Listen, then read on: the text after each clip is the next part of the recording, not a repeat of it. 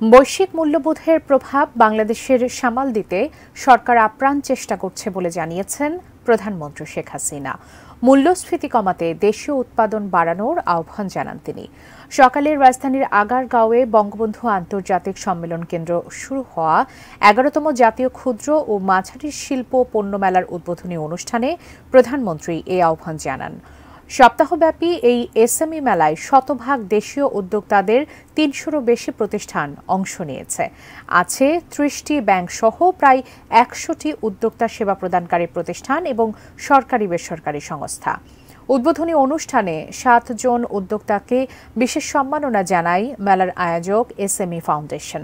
পরে অনুষ্ঠানে প্রধানমন্ত্রী শেখ হাসিনা বলেন, ক্ষুদ্র ও মাঝারি উদ্যোক্তাদের সব রকম সহায়তা দিতে কাজ করছে তার সরকার।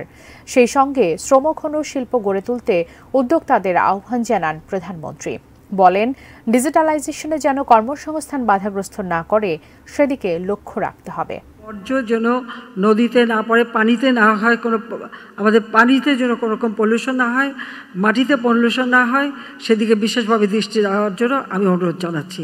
কারণ আমাদের দেশের আসলে জনসংখ্যার দিক থেকে ভৌগোলিক সীমারেখায় অত্যন্ত ছোট, জনসংখ্যার দিক থেকে বিশেষ বড়।